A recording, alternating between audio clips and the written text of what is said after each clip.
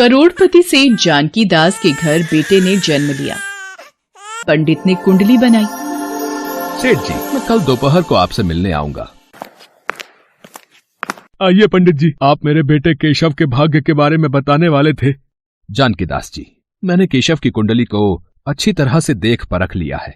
वैसे तो ये बड़ा होकर बहुत होनहार और कामयाब इंसान बनेगा, पर क्या बात है पंडित जी, आप रुक क्यों गए? केशव के विवाह में एक अड़चन आएगी। आपके बेटे का विवाह एक बहुत ही गरीब लड़की से होगा।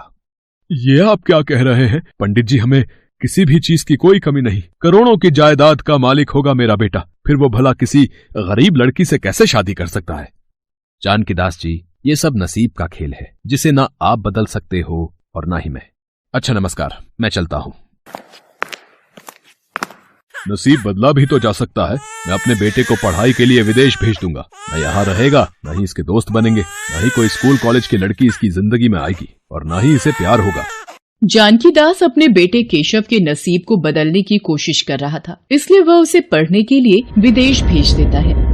वक्त बीतता है और केशव पढ़ लिख कर एक बड़ा इंजीनियर बन जाता है और अपने देश वापस आता है। सुनो जी, हमारा केशव आज वापस आ रहा है। उसकी पसंद के दम आलू और भिंडी की सब्जी बनाई है। जरा नमक तो चख कर देखना, ठीक डाला है?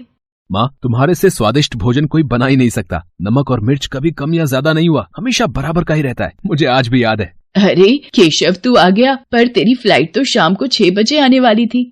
मैंने आपको फ्लाइट का सही समय बताया नहीं था। अगर बता देता तो सरप्राइज कैसे देता। चलो अच्छा है, तुम आज ही आ गए। कल हमारे व्यापार मंडल की तरफ से सभी व्यापारियों के लिए एक बड़े समारोह का आयोजन है, जिसमें शहर के सभी बड़े व्यापारी शामिल होंगे। तुम भी उन सब से मिल लोगे। अगले दिन केशव अपने पिता जानकी दास के साथ व्यापार मंडल के समारोह में शामिल होता है। वहाँ पर एक अनाथ आश्रम की लड़कियों की तरफ से नृत्य कार्यक्रम का भी आयोजन था। ये लड़की कितना सुंदर डांस कर रही है और देखने में भी कितनी सुंदर है। तो जोरदार तालियां हो जाएं स्वाति और उसकी सह कलाकारों के लिए। अच्छा, स्वाति नाम है इस लड़की का। केशव को स्वाति पसंद आ जाती है। वो उससे मिलने अनाथ आश्रम में जाता है। स्वाति उस वक्त आश्रम के बच्चों को डांस सिखा रही थी। आपको उस दिन प्रोग्राम में देखा था, आप बहुत अच्छा डांस करती हैं। धन्यवाद। मुझे बचपन से ही डांस का शौक है। आप चाय वगैरह कुछ लेंगे? आप चाय बहुत अच्छी बनाती हैं। और फिर केशव किसी न किसी बहाने रोजाना अनाथ आश्रम में आने लगा। धीरे धीरे केशव और स्वाति में नजदीकियां बढ़ने लगी। केशव को स्वाति बहुत पसंद थी और एक दिन, स्वाति, मैं जानता हूँ मेरे पापा मेरी शादी तुमसे कभी नहीं होने देंगे, इसीलिए मैं आज ही मंदिर में तुमसे शादी करना चाहता हूँ, ताकि हमें कोई अलग ना कर सके। केशव और स्वाति मंदिर में शादी कर लेते हैं। शादी के बाद केशव स्वाति को घर लेकर जाता है। केशव और स्वाति को शादी के जोड़े में देखकर जानकी दास और सुमित्रा हैरान रह जाते हैं। केशव, ये सब क्या है? तुमने ये शादी का जोड़ा क्यों पहन रखा है? और ये लड़की कौन है? पापा, ये आपकी बहू है स्वाति। आपको याद है उस दिन जब हम एक समारोह में गए थे, वहाँ स्वाति ने डांस परफॉर्मेंस दी थी। उसी दिन मुझे स्वाति बहुत अच्छी लगी थी। मैं जानता था आप हम दोनों की शादी के लिए कभी राजी नहीं होंगे, इसलिए हम दोनों ने मंदिर में शादी कर ली है। तूने एक गरीब और अनाथ लड़की से शादी कर ली है? तुझे शर्म नहीं आई? हमारे खानदान की नाक कटवा दी। इतने करोड़पति खानदान का होकर तूने इस गरीब से शादी कर ली। मैं तुझे अपनी जायदाद से बेदखल करता हूँ। तू मेरा बेटा नहीं है, इस घर से निकल जा। आज के बाद मुझे अपना मुंह मत दिखाना। सुनो जी, केशव हमारा इकलौता बेटा है, उसे ऐसे घर से मत निकालो। केशव, रुक जा बेटा, मत जा अपनी माँ को छोड़कर। मैं तेरे बिना नहीं रह सकती बेटे। माँ, मुझे मत रोको। स्वाति को इस घर में अगर पिताजी स्वीकार नहीं करेंगे तो मेरा भी यहाँ रुकने का कोई फायदा नहीं। मैंने स्वाति से शादी की है, मैं उसका साथ जीवन भर निभाऊंगा। केशव स्वाति को लेकर घर से चला जाता है। सुमित्रा फूट फूट कर रोने लगती है और जानकी दास गुस्से में अपने कमरे में चला जाता है। केशव और स्वाति रात के अंधेरे में सड़क पर इधर उधर घूमते रहते हैं। केशव, आज आपके दुख का कारण मैं हूँ, मुझे माफ कर दीजिए। तुम क्यों माफी मांग रही हो स्वाति? तुम्हें पत्नी रूप में पाने की इच्छा मेरी थी। मैं हमेशा तुम्हारा साथ निभाऊंगा। केशव के पास कुछ रुपए थे जिनसे वो एक छोटा सा कमरा किराए पर ले लेता है और नौकरी ढूंढना शुरू कर देता है। केशव को एक कंपनी में नौकरी मिल जाती है। वो खुशी खुशी घर की ओर आ रहा था कि तभी एक ट्रक उसे चोट मारता हुआ आगे चला जाता है। डॉक्टर, मेरे पति अब कैसे हैं? देखिए, काफी खून बह गया है, हमें जल्दी ऑपरेशन करना होगा। आप 50 लाख रुपए का इंतजाम कर लीजिए, हमारे पास बहुत कम वक्त है। 50 लाख रुपए? ये भगवान, मैं कहाँ से लाऊं? पिताजी। हाँ। स्वाति दौड़ती हुई बुरी हालत में सेठ जानकी दास के पास जाती है और फूट फूट कर रोने लगती है। क्या हुआ स्वाति, तुम रो क्यों रही हो? और केशव कहाँ है? माँ केशव का एक्सीडेंट हो गया है। डॉक्टर ने कहा है उनकी जान खतरे में है। यदि 50 लाख रुपए का इंतजाम नहीं हुआ तो केशव का ऑपरेशन नहीं हो पाएगा। पिताजी केशव को बचा लीजिए, बचा लीजिए। रोना बंद करो स्वाति। 50 लाख रुपए अपने बेटे के लिए मैं जरूर दूंगा। आखिर मेरा इकलौता बेटा है, मैं उसकी जान जरूर बचाऊंगा। रुको, मैं रुपए लेकर आता हूँ।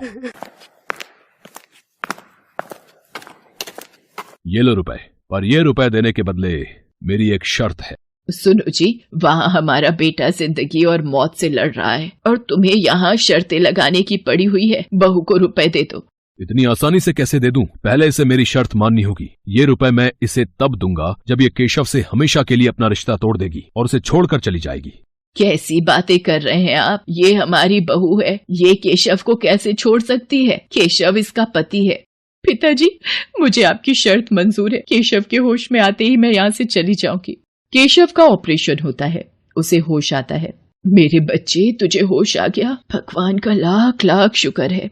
वो तुम्हें छोड़कर चली गई है और तुम्हारे लिए ये चिट्ठी छोड़ गई है।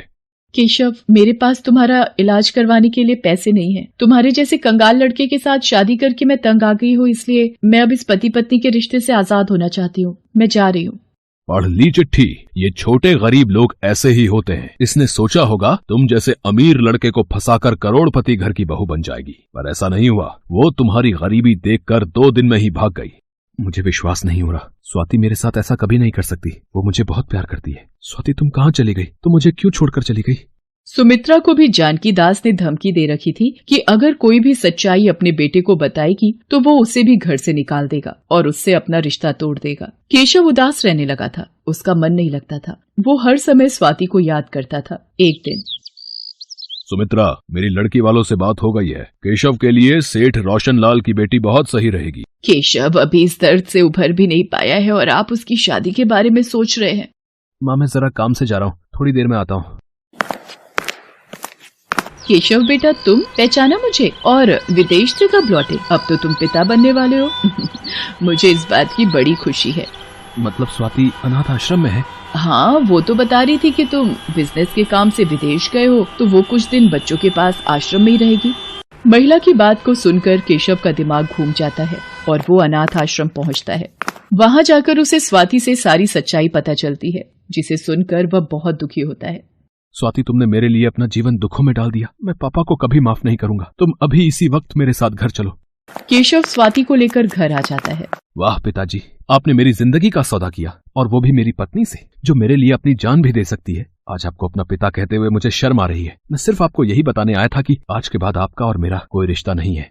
मैं स्वाति को लेकर हमेशा हमेशा के लिए इस घर से जा रहा हूँ। मैं अपने आने वाले बच्चे को नई जिंदगी खुशियों से भरी देना चाहता हूँ। आज भी आप अगर कुछ नहीं बोले तो मैं अभी आपको छोड़कर चली जाऊंगी, अपने बेटे के पास रहूंगी। रहना आप अपनी ऐशो आराम की जिंदगी के साथ जिंदगी भर अकेले। चल बेटा केशव, तेरे पापा का दिल पत्थर का है, उन्हें अपने परिवार से ज्यादा पैसे और रुतबे से प्यार है।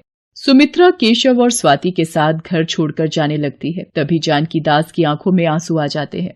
रुक जाओ सुमित्रा, जब केशव और तुम ही नहीं होगे तो मैं इस घर में क्या करूंगा? मुझे छोड़कर मत जाओ। मैं अपने किए पर बहुत शर्मिंदा हूँ। स्वाति बहू, मुझे माफ कर दो। पिताजी, आप यूं माफी मत मांगिए। मैंने आपकी किसी बात का बुरा नहीं माना। सेठ जानकी दास को अपने किए का पछतावा हो जाता है। केशव और स्वाति सेठ जानकी दास और सुमित्रा के पैर छूते हैं और आशीर्वाद लेते हैं। Thanks for watching.